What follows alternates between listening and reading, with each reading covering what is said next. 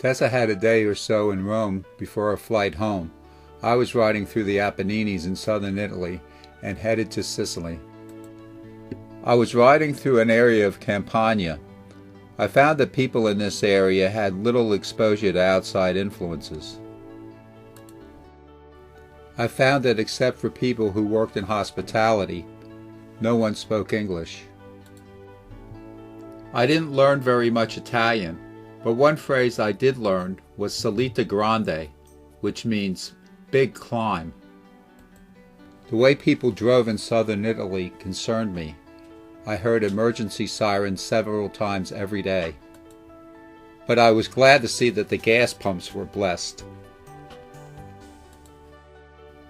The area I rode through was very rural, and not many people had been exposed to bicycle tourists or Americanos.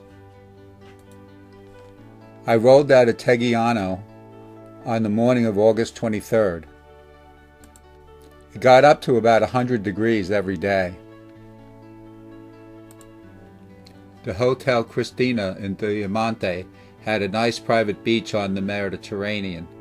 Antonio and his staff treated everyone well, and the food was fantastic. The road was often high above the Med, and it was a beautiful place to be. The tunnels were not beautiful. This one is over 1 kilometer long. The previous day's ride had lots of tunnels, and it was a Saturday with lots of traffic. Worrying about tunnels made it hard for me to sleep. The Italian word for tunnel is galleria. Notice the crucifix hanging over the guardrail.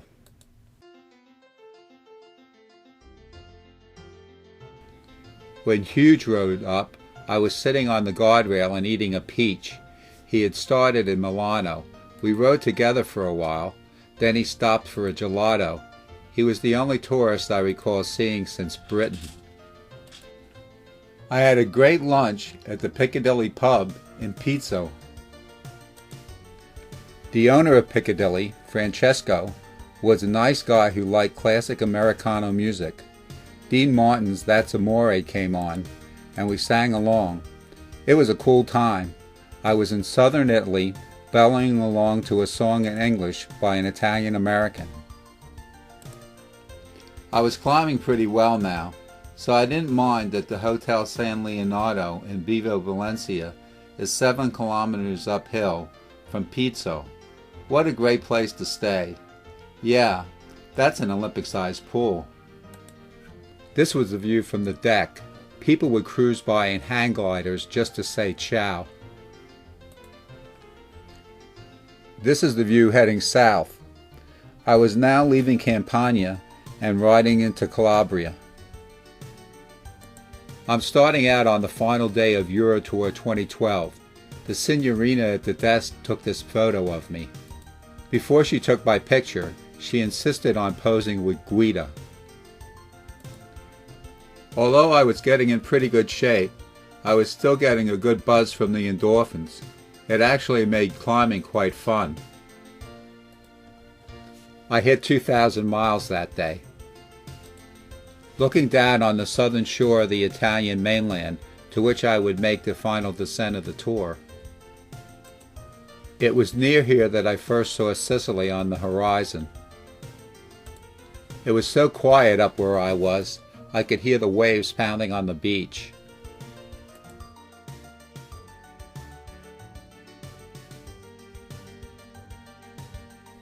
Following my descent, I came upon this memorial. On the beach in the resort town of Silla, I thought of staying there, but it was only 12 kilometers to Messina, and I was anxious to finish. The beach at Silla, with Sicily on the horizon. On the street in Messina, Sicily. Okay, I had made it, so I struck a pose. Messina is a very nice little city. The next day, August 28th, I rode over to the Duomo to end the tour. I thought that it would be more fitting to end it there than at the hotel. Every day at noon, they play the Ave Maria at the Duomo. The music plays and the figures go round in a circle. The next photos were all taken around the piazza by the Duomo. The tour had begun in Shannon, Ireland on June 26th and concluded in Messina, Italy on August 28th. A distance of 2,059 miles in 63 days. With 48 days of actual riding, it came out to around 43 miles per day. The highest elevation was about 7,000 feet in Goddard Pass, Switzerland. We had crossed 7 countries: Ireland, Wales, England, Belgium, Luxembourg, Switzerland, and Italy, and ridden through parts of France and Germany. It began on an island in the North Atlantic and concluded on an island in the Mediterranean. I rented a car and began driving to my ancestral homeland on the southern coast of Sicily. This ancient city was quite a distance from the highway. I'd love to go back and really see it sometime. It wasn't unusual to be driving along and suddenly come upon a ruin. This is near the city of Agrigento, about halfway out the southern coast of Sicily. These are the ruins of the Temple of Concordia, built around 500 BC. The healing waters had made Sciacca famous. This bathhouse was beside the Grand Hotel where I stayed.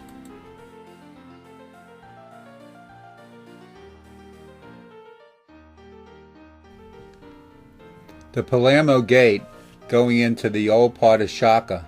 My dad's mom and dad, Vincenzo and Josefina, no doubt walked through here many times.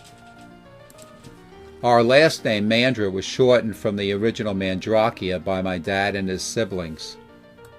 I was told that there are tons of Mandrakias in and around Sciacca. I met these Londoners at dinner. Cinzia, the lady to my left, was originally from Italy.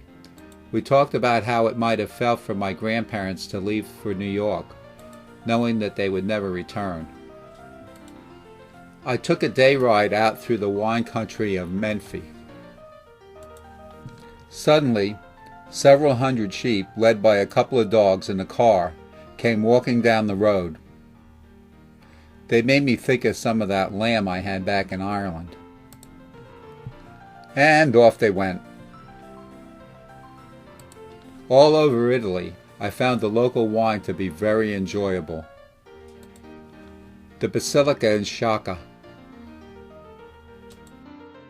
The interior of the Basilica is spectacular.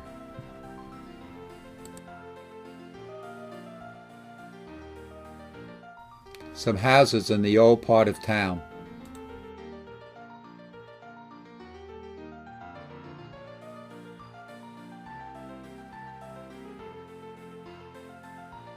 I got in a flat on my day ride out to Menfi, so I bought an inner tube at Lorenzo's shop.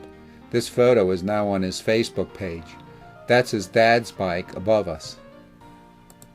I left Sciacca and headed back toward Rome. I had several days left to get there. I stayed a night in Nicolosi and took a day ride up Mount Etna as far as they would let me go. Mount Etna is still active, so they limit travel. I stayed 2 nights in Sorrento on the Amalfi Coast.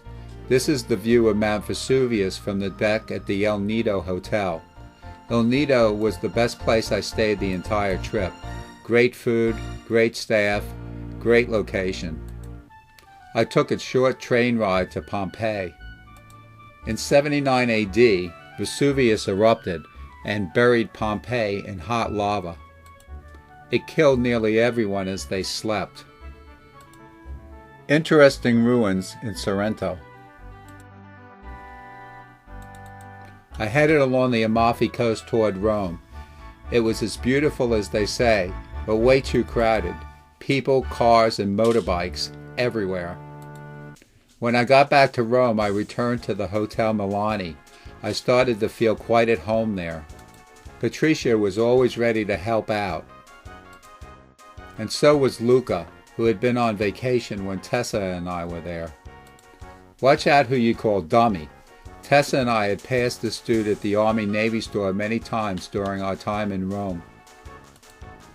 Before going to an operatic recital that evening, I had dinner in a Russian restaurant. Then the next day, I went out to explore more of Rome. I don't understand why they needed these guards when this guy was in town.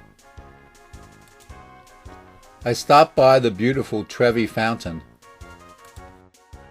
Throwing a coin into the fountain means that one day you will return to the Eternal City.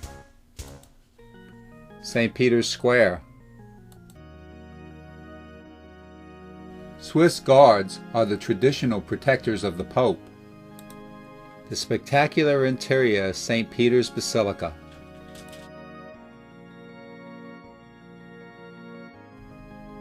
My last lunch in Rome. Although it was only for an overnight, my flight back would be going through Dublin. It was special to be going back there. When the plane landed in Boston, the Irish tourists were telling their kids how exciting it was to be in America. It gave me goosebumps. This lady sold me Murano glass and t-shirts. She had just returned from a vacation in Turkey and said that she loved everything there, except for the Turks. This is her dog.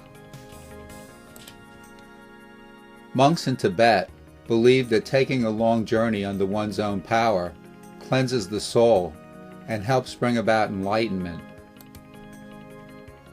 I wonder if we hadn't had all that rain back in England, would the bells have been ringing when we rolled into Luxembourg? Would we have met Jean-Luc? How about Francesco and Anna? And Chris and Michael?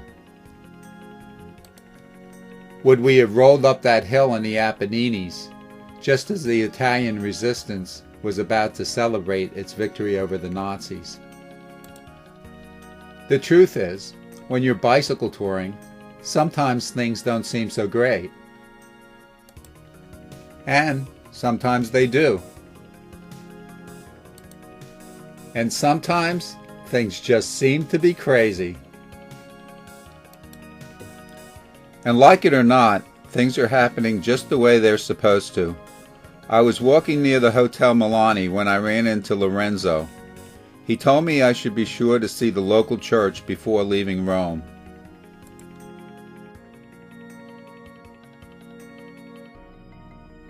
After lighting candles in many churches across Europe, I lit one more before leaving for home. After we had both returned to Nashua, our first warm showers guest was Michelle, who was from Northern California. Jessica is from Seattle and timed her cross-country ride to see New England foliage. Gus is another Washingtonian who rode across the U.S. I was impressed with how Gus would ride in any conditions. Cold, dark, didn't matter to Gus.